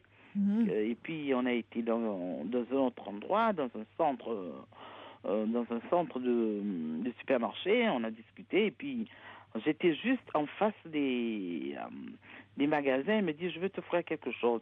Si tu me connais pas, tu veux m'offrir quoi? Je dis, je veux rien. Il me dit, si, ou des fleurs ou un parfum. Je dis, non, on se connaît pas, tu me vois juste, tu me offres quelque chose. Il me dit, après j'ai dit, un parfum. On a été choisir un parfum tous les deux et puis on a rebu un verre et puis il m'a ramené chez moi. Et il me dit, tu fais comme tu veux. Comme j'ai pas mon permis, j'appelle mon fils. J'avais prévenu mon fils de toute façon. Hein. Et mon fils, après, il m'a dit, je te ramène si tu veux. Il m'a reposé, pas devant ma porte, dans un coin de rue, je n'étais pas loin de chez moi. Et après, le soir, le même soir, ce site là que je vous ai dit, quand ça m'a travaillé l'esprit, comme m'avait dit, de toute façon, c'était pas vrai, tout ça, j'ai dit, si tu m'aimes vraiment, tu divorces. Il a fait ça tout de suite, il m'a dit, je veux vivre avec toi, je suis amoureux, tout ça, si tu n'es pas amoureuse, toi, je serais malheureux, quoi. Et tout ça, c'est ce que je m'attendais pas du tout tout ce qui s'est passé. Et il connaît tous mes enfants et mes enfants l'apprécient beaucoup. J'avoue que je trouve c'est incroyable, parce que demander à un homme de divorcer alors que finalement on le connaît pas, vous voyez, finalement des femmes qui patientent, qui font preuve de au fond ça leur réussit pas, alors que là il avait pris sa décision certainement. Il vous a dit pourquoi, depuis combien de temps il était marié? Ça fait 30 et quelques, je crois 35 ans qu'il est marié. C'est incroyable. Il est à côté de moi, il entend tout. Hein. Ah oui? Oui, il entend tout. J'avais prévenu que j'allais vous appeler. Hein. Alors je cache rien. Quand on vit ensemble, moi je suis franc, je dis j'ai rien à cacher. J'appelle la radio, je vais en parler à Caroline, je vais lui dire. Et puis tout ça, il me dit ça n'allait pas, il avait rien avec sa femme. Oui, certainement. Et comment elle réagit, elle? Ah c'est sûr, elle n'était pas contente, elle dit, puisque c'est comme ça, tu voulais ta liberté, t'as qu'à partir. T'as qu'à partir avec ta belle. Elle a fait comme ça. Elle dit, tu pars, il a fait comme ça, elle a fait la belle, elle est doux. Lui, il n'a jamais voulu dire que je suis. Il n'a jamais voulu dire, et puis il dit, puisque c'est comme ça, tu t'en vas. Et le même jour, elle a appelé son fils est à Paris, et son fils est venu la chercher, et elle est repartie à Paris le même jour. Elle est revenue là que ces jours-ci, là, pour le divorce. D'accord. Voilà. Et là, ça fait combien de temps, donc, ça va faire un mois, chez vous? Ça va faire un mois jeudi, le 8 ou le 9, ça fait un mois qu'on est ensemble. D'accord. Il a petit soin, tout ça, je croyais pas, je dis, jamais ça m'arrivera. Je dis jamais, et puis, mais tu vois, c'est tout ce que je te dis, c'est vrai, je rêvais d'avoir quelqu'un avec moi, chez moi, comme je suis toute seule avec mon fils, mon rêve s'est réalisé d'un côté, alors. Bon, écoutez, alors comme quoi, finalement, je me souviens de la discussion qu'on avait eue, où c'est vrai que moi je vous avais mis plutôt en garde, je dois le dire, parce que tout ça me paraissait aller beaucoup trop vite. Oui, ça a été un peu vite, comme on lui a dit, pour moi aussi ça a été un peu vite. Et puis il me dit, de toute façon, si j'avais pas franchi, de toute façon, qui tente rien. Il avait tenté ça, et puis il dit, de toute façon, ça se passe très bien, je vous dis, beaucoup ensemble. Comme moi, j'aime faire les boutiques, lui aussi. Il va tout dans mon sens, alors. Ça va tout dans mon sens. Il aime bien s'habiller, moi aussi. Plein de choses. Il me fait plein de...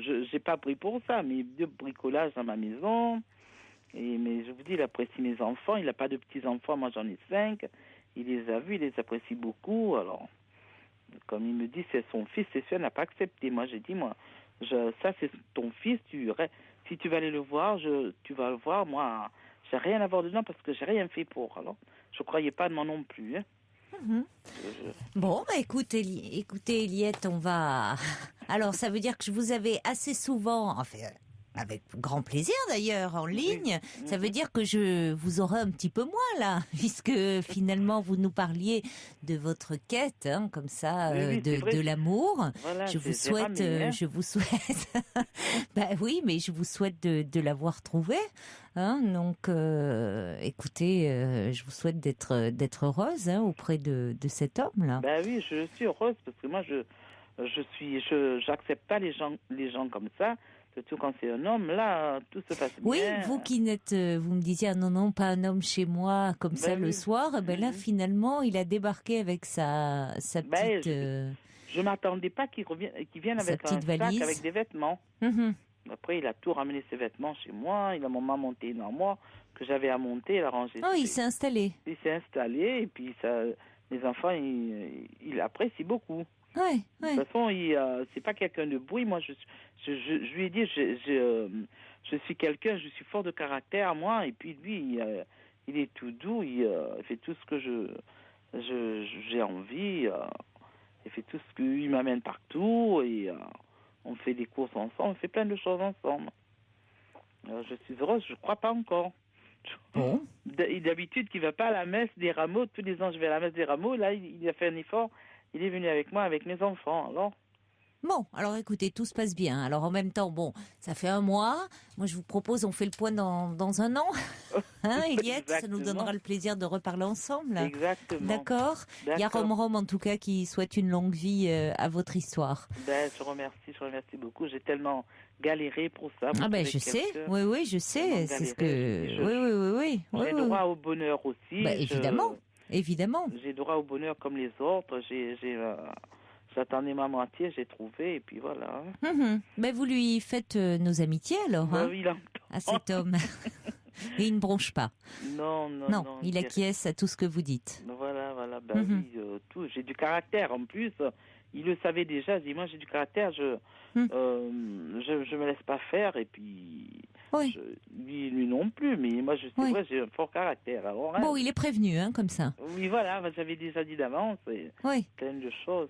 Peut-être qu'il aime ça, et même certainement les femmes avec du caractère. Alors il y a Brigitte qui dit heureusement, il y a aussi de bonnes surprises dans la vie. Merci d'avoir appelé, Eliette, merci de m'avoir écouté aussi. Et puis écoutez, beaucoup de bonheur à vous deux. Merci Caroline. Au revoir, Eliette. Au revoir, bonne soirée, au revoir. Claude Nougaro, Armstrong. Bonsoir, Kamel. Bonsoir, Caroline. Bonsoir. Ça m'a fait plaisir vraiment de passer à votre émission. Je vous écoute tous les soirs.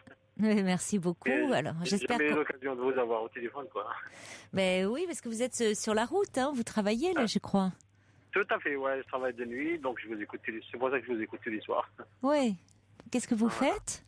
Je suis chauffeur routier. Vous êtes chauffeur routier, c'est ça. Oui, parce qu'on me disait qu'on avait des petits soucis avec votre téléphone. J'espère qu'on va pas être coupé. Tout à fait, On va pouvoir bien s'entendre. Bon, parfait alors. Voilà. Alors, Caroline, je sais pas je vais peut-être partir un peu du début, parce qu'il vous est arrivé une drôle d'histoire là, une drôle de mésaventure. Tout à fait, voilà. Donc, je vais vous expliquer un petit peu. Donc, je suis un homme marié, j'ai 2 enfants. Oui. J'ai 2 petites filles. Et je suis très heureux. J'ai jamais de problème de couple ni quoi que ce soit. Et il y a quelques années en arrière, c'était passé en 2006. J'ai fait une rencontre sur mon lieu de travail. Oui. Donc voilà, c'était la région. Donc j'étais chauffeur de car. Oui. Donc j'ai rencontré une fille en fait, une jeune femme avec qui j'avais la relation par la suite. On avait une sortie de 2-3 fois ensemble. Oui. Donc ça se passait super bien. Et c'est avéré par la suite, apparemment. Donc, moi, ce que j'ai mis en complètement. Donc, cette femme, elle avait une maladie schizophrène. Donc, qu'on peut pas voir quand on le voit comme ça. C'est ce que d'ailleurs ils ont contesté les expertises psychiatriques. Sa maladie, elle est non perceptible par un tiers. Donc suite à ça, je ne sais pas ce qui s'est passé. Donc la dernière relation, on avait une relation ensemble et tout. On s'est séparés. Il m'a laissé son numéro de téléphone de la maison. Tout va bien. Et 3 semaines après, je me retrouve en garde à vue. Donc il y avait la police qui sont venus me chercher chez moi et tout.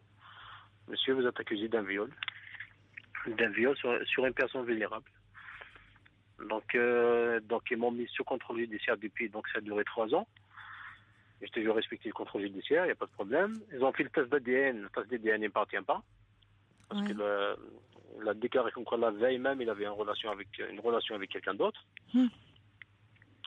Et le jour où je suis passé au jugement, ils m'ont condamné à 3 ans de prison ferme, avec un mandat de dépôt.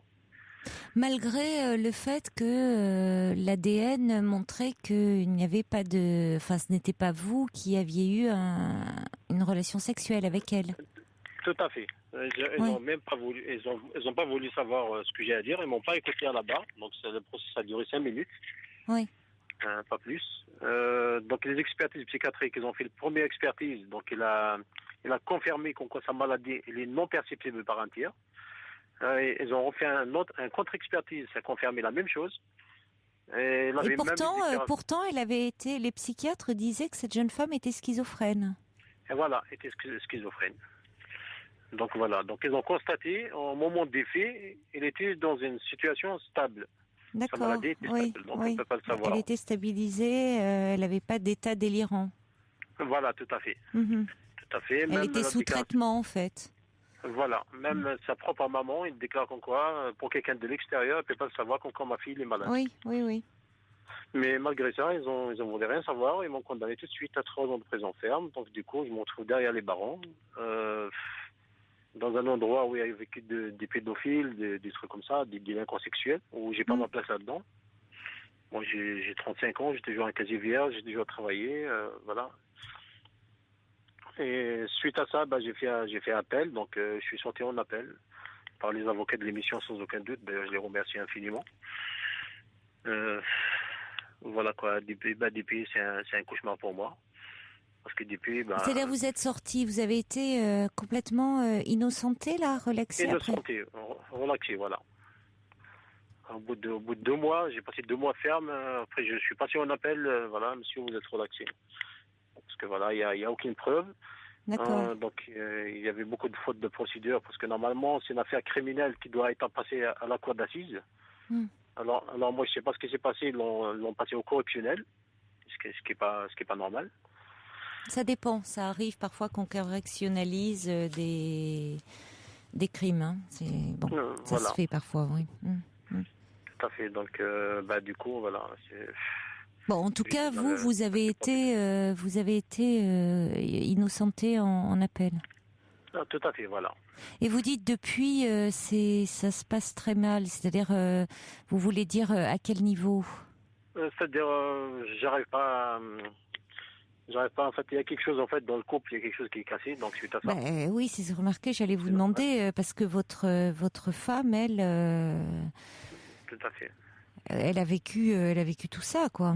Aussi. Elle a vécu tout ça. Elle se retrouve son salaire, sans rien, Pourquoi sans salaire ? Parce qu'elle travaille pas, parce qu'elle est en congé parental, donc après c'est 3 ans. Ah oui.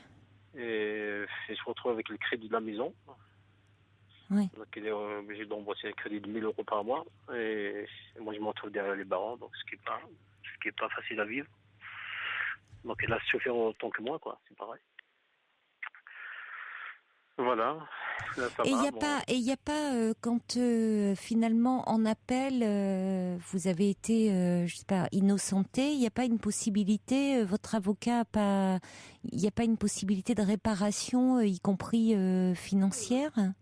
Si, tout à fait. Ouais, là, il est en train de faire les démarches pour le moment parce que ça fait pas longtemps, c'est assez récent, ça fait à peine 3 mois depuis que je suis sorti. Donc il est en train de faire les démarches possibles, quoi. Mais bon. C'est long, vous voulez dire. Voilà, ouais. Mais il y a une possibilité. Votre avocat a fait une demande de ce côté-là. Et il a fait une demande, ouais. Il m'a demandé des documents, donc j'ai justifié. Oui, parce que effectivement, pendant 3 ans, vous n'avez donc évidemment perçu aucun salaire, et donc votre femme, qui elle était en congé parental et avec vos 2 petites filles, s'est retrouvée avec rien pour vivre. Voilà, pendant 2 mois en fait, pas 3 ans, parce que c'est 2 mois. Ah oui, parce que vous avez fait appel. Vous aviez été condamné à 3 ans, mais vous avez fait appel, hein, donc ça a été d'accord. J'ai passé que 2 mois, voilà. D'accord.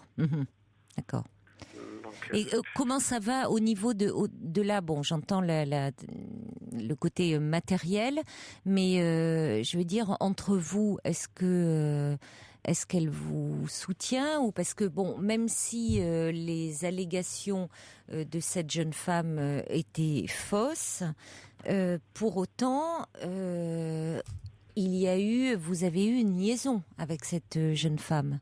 Oui. Alors après, elle a déclaré qu'il y avait eu viol, mais bon, est-ce que votre femme a appris votre liaison dans ces circonstances-là, ce qui a dû être difficile, forcément très très difficile pour elle.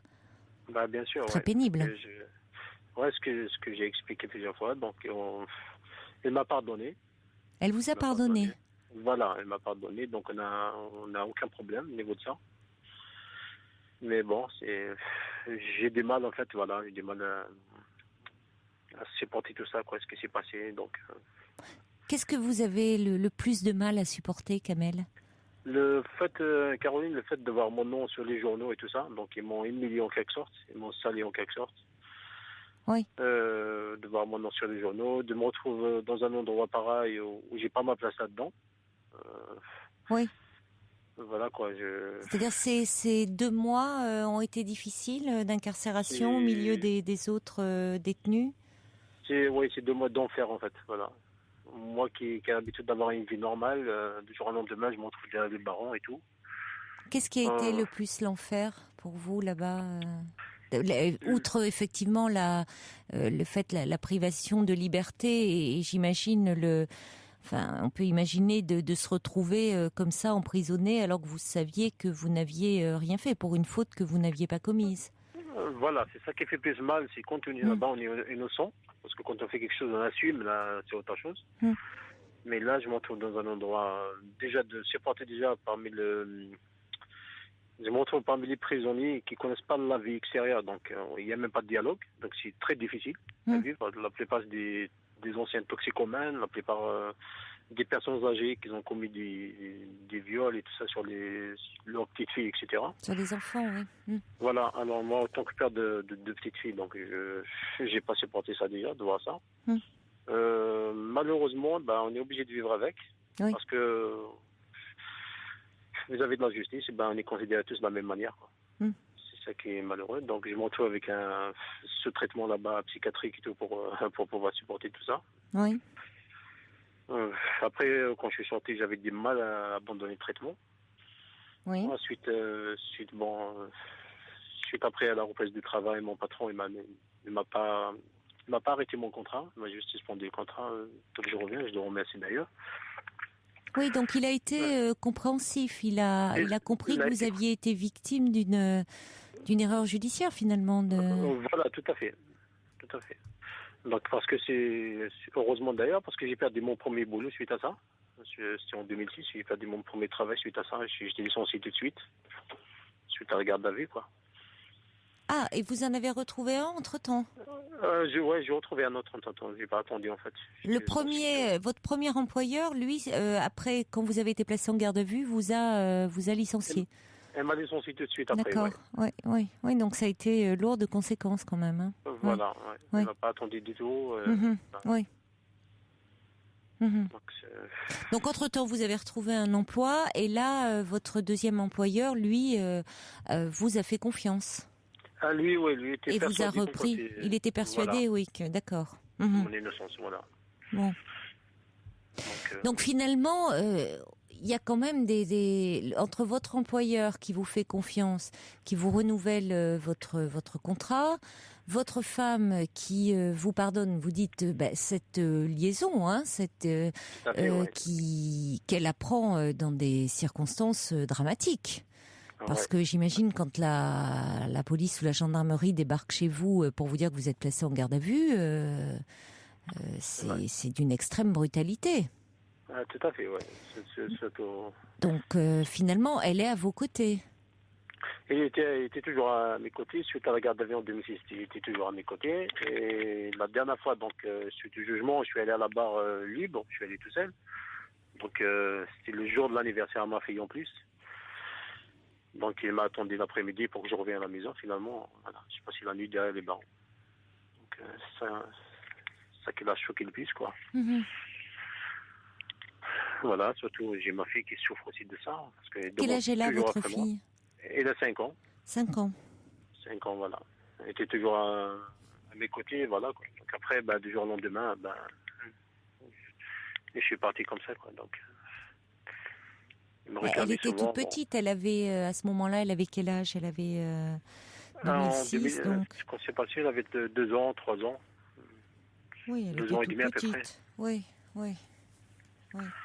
Mais vous souffrez, c'est-à-dire de cette image, c'est ça, dans les journaux on en parle, de tout d'un coup, cette image qu'on vous a collée, mais pourtant vos collègues vous soutiennent aussi, ou il y a des choses, on parle derrière votre dos, vous avez l'impression, enfin... Mes collègues, on parle pas de ça généralement. J'ai 2 collègues avec qui je m'entends super bien, qui m'ont soutenu jusqu'au bout. Oui. Et ils connaissent l'histoire depuis le début, donc voilà. Oui. Il y en a d'autres, je sais pas, ils savent pas l'histoire, ils savent pas ce qui s'est passé, quoi. Bon, tant mieux. Voilà, oui. Tu es absent, voilà, c'est tout. Oui, tant mieux. Oui. Donc à niveau de ça, il n'y a pas de problème. Voilà, quoi. Mais après, bien sûr, j'entends les gens qui parlent difficile de se remettre de telles accusations, parce que évidemment, c'est une vraie blessure. C'est une vraie blessure, justement. C'est une vraie blessure. C'est bon. Alors peut-être que c'est vrai que ça serait bien que vous puissiez un peu en parler, mais sachant que finalement, je vous dis, il y a quand même, vous auriez pu. Vous avez quand même votre épouse qui est à vos côtés, vous avez votre employeur qui vous fait confiance, vous avez donc, c'est vrai qu'évidemment il y a cette image qui a été entachée, mais pour autant, vous êtes passé, il y a la cour d'appel qui dit que vous êtes innocenté, donc c'est important quand même ça. Heureusement d'ailleurs, bien sûr, ça c'est très important. Parce qu'il n'y a aucun élément de preuve, en fait, il n'y a rien. Bien sûr, oui. Mais ce qui est terrible d'ailleurs, c'est pour quand il y a de fausses accusations comme ça, c'est terrible évidemment pour la personne et vous et les personnes qui sont accusées à tort. Et puis dans ce cas de figure là, puisque c'est une fausse accusation de viol, pour les personnes qui en sont réellement victimes, parce que ça peut jeter la suspicion après. Alors que malheureusement, ce sont aussi des choses qui existent. Il y a Brigitte qui dit: vous avez subi un énorme traumatisme, une terrible injustice. Tout cela est encore très récent. Il va vous falloir du temps pour intégrer tout ça. Brigitte qui vous souhaite bon courage. Et puis il y a le subversif qui dit: être accusé à tort, c'est le pire qu'il puisse advenir, au rapport d'équilibre entre soi et le regard sur soi. Et donc finalement, il y a un pied sur les 2 qui vous tenait debout à lâcher, donc qui vous conseille d'en parler quand même, parce qu'il y a quelque chose qui vous a fait vaciller. C'est vrai que c'est terrible d'être accusé à tort et de telles accusations de toute façon. C'est un terrible sentiment d'injustice et ça crée un traumatisme. Donc même si il y a la justice qui est passée par là, et comme vous dites dans la presse, quand vous êtes mis en accusation, ça fait les pages là énormes. Et puis après, il y a un tout petit entrefilet ou même parfois rien du tout. Voilà. Donc dans la tête des gens, ça peut rester. Il n'y a pas de fumée sans feu. Vous voyez. Donc donc c'est vrai que c'est difficile tout ça et qu'il faut du temps pour s'en remettre. Même si vous avez de la part de vos proches et conservé l'amour de votre femme, vous avez l'estime de votre employeur, de vos collègues. Vous voyez, mais vous avez subi une terrible blessure, un terrible traumatisme. Et je pense que ça serait important que vous soyez un peu soutenu psychologiquement. Tout à fait. Un espace pour pouvoir en parler, pour vous restaurer, pour vous réparer. Moi, je vous conseillerais un peu ça. Parce qu'on ne se remet pas aussi facilement d'un choc tel que vous avez subi. Et 2 mois de prison, ça peut paraître 2 mois... 2 mois de prison, c'est très lourd. Là, franchement, c'est 2 mois d'enfer. Oui, mais j'entends. Voilà, donc je pense que ça serait important, vraiment. Demandez à votre médecin traitant peut-être les coordonnées d'un bon thérapeute, d'un bon médecin psychiatre thérapeute. Vous ayez un endroit pour pouvoir parler de ce traumatisme, vraiment. Je vous remercie, Caroline. Merci beaucoup pour le conseil. Je vous en prie, Kamel. C'est moi qui vous remercie de votre confiance. Franchement, c'est un truc que je ne m'attendais pas du tout. Ça, je comprends bien. Oui. Parce que dans ce cas-là, ça peut arriver à n'importe qui. Parce que je ne suis pas le seul homme qui n'est pas fidèle. Donc, non, si tous les hommes infidèles se retrouvaient comme ça, emprisonnés pour des accusations de viol, oui. Déjà que les prisons sont pleines. Tout à fait, voilà. Il y a la Luciole qui dit « Pensez à demander une indemnité à l'État ». Votre avocat l'a fait pour les 2 mois de prison, faites à tort. Courage à vous et à votre épouse. Je remercie tous. Au revoir, Kamel, et bon courage à vous. Au revoir. Merci, Caroline. Merci beaucoup. Au revoir. Au revoir. Toutes vos confidences à Caroline Dublanche au 39 21. 39 21. 34 centimes la minute.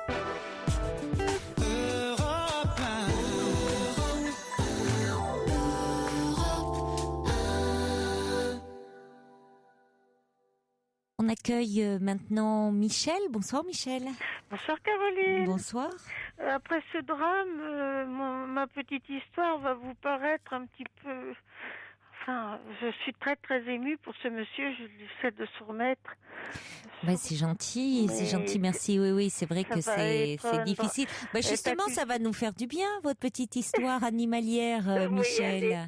Moi, c'est une petite histoire animalière et vraie qui s'est passée il y a une 50aine d'années dans le Loiret, dans une ferme. La maîtresse de la ferme était morte, la dame était morte, et elle avait plusieurs chats qui étaient des chats très sauvages. Oui. Le voisin leur donnait à manger, bien entendu, mais il ne mangeait pas devant ce monsieur, il attendait qu'il soit parti. Ils étaient vraiment très sauvages, on ne pouvait pas les caresser, rien du tout. Oui. Et il y a un des chats qui sans doute se sentait vraiment perdu, sans un peu d'affection, sans rien. Et il s'est mis à suivre une poule qui s'est mis à le suivre. Et puis tous les soirs, quand elle montait dans son poulailler, il venait s'étendre sur elle. Le chat suivait dans le poulailler ? Il montait, la poule allait se coucher, oui, et elle était dans son poulailler, et lui venait tous les soirs s'étendre sur elle. C'est drôle. Il était tombé amoureux de cette poule. Il était tombé amoureux de cette poule. Oh, oui, on a vu des chats et des chiens dormir dans les pattes l'un de l'autre. Ah oui, mais avec une poule. Écoutez, quand ma cousine me racontait ça, j'ai dit j'écoute votre émission pratiquement tous les soirs. J'ai dit il faut que je raconte ça à Caroline parce que oui, j'adore les histoires d'animaux. Oui, c'est drôle. Surtout un chat sauvage. Et un chat très très sauvage. Il avait besoin de tendresse malgré tout. Oui. Il avait c'était un petit chat peut-être. Oui. Et jusqu'à la mort de cette malheureuse poule. Et puis alors, vous comprenez, avec le poids du chat sur son dos, toute la nuit, elle avait des problèmes après pour marcher. Elle avait les pattes un petit peu... La pauvre. Et le coq laissait venir ce chat dans son poulailler. Ah, ça, On m'en a pas parlé. S'il y avait un coq, pourtant, en principe... En général, dans les poulaillers, digne de ce nom, il y a toujours un coq. En principe, oui. Et le coq, en général... des fois, on le mange à Noël, le coq. Mais enfin... C'est vrai, un coq au vin, oui, c'est vrai qu'en général... C'est bon. Et à Noël, bon, ça change. Eh bien, cet amour pour ces deux animaux qui ne pouvaient pas vivre l'un sans l'autre. Oui, c'est drôle ça. Et alors la malheureuse poule, elle avait les jambes de plus en plus écartées parce qu'avec l'âge, elle aussi, elle avait des problèmes d'ostéoporose. Alors elle mangeait les jambes écartées. Mais le chat l'aimait quand même. Il l'aimait. Ben oui. Et tous les soirs, il était là. Je dis ce que c'est dommage, c'est qu'il n'y a pas eu un appareil de photo. Oh oui, ça serait maintenant, on l'aurait sur Internet. On voit de belles images comme ça. Ça pourrait passer dans tous les journaux de France et de Navarre. Bien sûr, bien sûr. Et la dame disait, on l'a vu des quantités de fois. C'était sa belle-mère, la dame, qui était décédée. Ah oui. Et j'espère qu'elle n'a pas fini en poule au pot, cette poule-là, quand même. Non, on l'a laissée mourir de sa belle-mère. Ah bon, quand même. Ça aurait été terrible. Oui, ça aurait été terrible pour ce chat qui finalement préférait la compagnie des poules plutôt que des matous. Et oui, et c'était une chatte en plus. Ah, c'est drôle, oui. Mais il y a des rencontres comme ça, comme le dit Brigitte, singulières, des amitiés singulières entre les animaux. Et cette petite chatte, bien sûr, il fallait bien qu'elle aille chercher un peu sa pitance, qu'elle mange des rats, il n'y avait pas les croquettes, il n'y avait pas les boîtes, on donnait un petit peu de soupe avec du lait dessus, et puis la viande, il la trouvait dans les bulots, les souris, et bien... Attendez, parlez bien dans le combiné, Oui, bien pendant quand il fallait qu'ils se nourrissent, ce chat.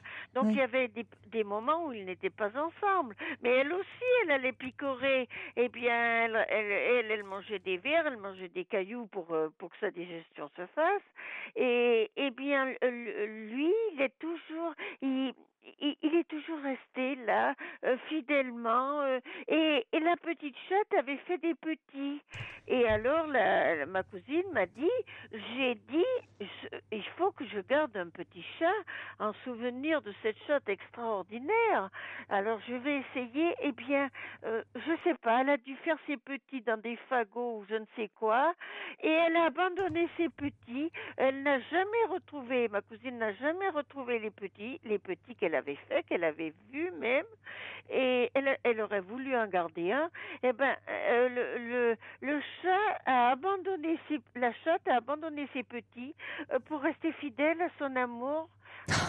C'est incroyable. Hein. Absolument incroyable. Là, je reçois un SMS qui dit la pauvre, elle a dû en avoir plein le dos de son amour. Elle avait plein le dos parce qu'après, elle marchait les pattes écartées. Elle avait du mal à se traîner. Oui, elle en avait plein le dos, c'est vrai. Mais... Il y a Marie-Claude qui dit c'est une bien jolie histoire de Pâques que vous nous racontez là, Michel. Et il y a Claude qui dit mais vous savez, les chats adorent être dans les poulaillers. Je ne savais pas ça. Ah, moi non plus. Pourtant, je viens de la campagne, je viens d'Auvergne. Je ne vois pas les chats dans les poulaillers, mais bon. Il y a Sergio qui dit moi je connais un poulailler nocturne où le coq s'appelle Fifi. C'est sympa, et nous on est les poules avec Siba et Clémence. Tiens, Fifi se redresse du coup, il dit. Ah oui, puis il laisse personne entrer sur son territoire, ça c'est vrai. Il a un comportement de coq un peu là-dessus. Il aime bien quand il est le seul mâle sur le territoire. Ah oui, c'est qu'à faire. En tout cas, c'est une bien jolie histoire. Merci beaucoup, Michel. Elle m'a tellement aimée. Elle est très mignonne. Elle est très très mignonne. Je regrettais ma cousine aussi. Si on avait eu un appareil de photo, mais on n'était pas riche. Alors, oui. Ah oui, ça aurait été dommage. Ça aurait été bien de faire une belle photo. Mais enfin bon, finalement, vous nous la transmettez. Comme ça, on est plusieurs à être au courant. On se souviendra de cette belle histoire d'amour entre cette petite chatte et cette poule. Oui. Je vous embrasse. Moi aussi, Michel. Vous êtes formidable. Vous faites des émissions. Vous arrivez à consoler les gens. Ce pauvre monsieur, là, justement, on va voir Emmanuel qui a un point de vue. Bon, je sais pas, ça l'a fait réagir. On va l'accueillir tout de suite. Merci beaucoup, Michel. Je vous embrasse. Caroline, au revoir. Soirée, je vous embrasse. Au revoir. Il y a Rom qui dit l'histoire de cette poule et de cette chatte, c'est un bel exemple d'amitié et de tolérance. Mais souvent, les animaux nous donnent des preuves comme ça de tolérance. Bonsoir Emmanuel. Oui, bonsoir. Bonsoir. Bonsoir. Je vous écoute, on a peu de temps devant nous. Vous vouliez réagir sur l'histoire de Kamel? Oui, tout à fait. Je trouve l'histoire, c'est vrai, très émouvante. Tout le monde peut se plaindre d'un homme qui a été accusé à tort. Mais j'ai quand même trouvé je l'ai pris en cours. Votre histoire, c'est vrai, l'histoire de Kamel, du moins. Oui. Et ça m'a un petit peu, moi je l'ai vécu et personne ne m'a cru. Et pourtant, c'était exactement la personne qui était, mais alors vraiment très très gentille, disponible. Vous avez vécu un viol, vous voulez dire? Oui, tout à fait. Oui, parce que vraiment de ma famille. Oui. Donc c'était pareil, tout le monde lui faisait confiance. C'était, mais alors le bon Dieu en personne, quoi. Un peu comme quand j'ai entendu Kamel parler, quoi. C'est pour ça que ça m'a interpellée, parce que même si, moi, ces propos, je les connais. On peut demander pardon, j'ai rien fait, j'ai ceci et cela. Mais je sais pas. Moi, non, mais Emmanuel, je comprends que, évidemment, dans ces cas-là, l'histoire de Kamel résonne en vous de façon difficile et douloureuse et vous met en colère. Pour autant, c'est compliqué de faire l'histoire de Kamel et la sienne. La justice a tranché, il a été déclaré innocent. Maintenant,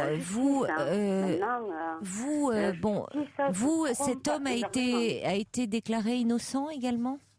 Non, j'ai jamais rien dit. C'est la première vous fois n'avez pas porté plainte? Non, je n'ai jamais. C'est la première fois que j'en parle. D'accord. Donc justement, non. Mais moi, ça me semble, mais faux, mais d'une manière. On peut pas juger comme ça sur un témoignage. La justice est tranchée. Mais maintenant, je le disais, si vous avez entendu Emmanuel, que c'est terrible de porter de fausses accusations, justement, évidemment pour ceux qui sont victimes des fausses. Non, je parle pas de vous, mais je parle pour les femmes aussi qui sont victimes de viol. Vous entendez ce que je dis? Pour les femmes aussi qui sont victimes véritablement de viol. Je disais que ça c'est terrible. Moi, il y a tellement longtemps maintenant que c'est fini. Peut-être qu'on pourra en parler et que vous pourrez en parler un autre soir plus longuement si vous le souhaitez. Je vais tuer mes parents là, c'est mon frère et. Peut-être aller en parler, Emmanuel, déjà avec un thérapeute, ça vous fera du bien de parler de cette histoire. Si visiblement vous avez grand besoin d'en parler. Moi, je suis sûre et certaine que même si il se truc ou n'importe, je sais qu'il a fait quelque chose. C'est malheureux. Mais, on ne peut pas juger pour Kamel. Vous pouvez parler de votre histoire, mais pas de celle des autres. Merci en tout cas d'avoir appelé. Au revoir. Raoul Paz, Tango. Et le trublion me dit, moi ça fait bien 15 ans que mon moumoune dort à côté d'un vieux coq. Je pense que... Et bonne chance à Zazou qui a un examen tout à l'heure de 3 heures et qui nous écoutait en révisant. Et on se quitte sur un cocorico de Sergio qui nous dit à demain. Très belle nuit, faites de jolis rêves. Il est maintenant 1h. Vous écoutez Europe 1. Place aux infos avec Pierre Conrad. Bonsoir Pierre. Bonsoir.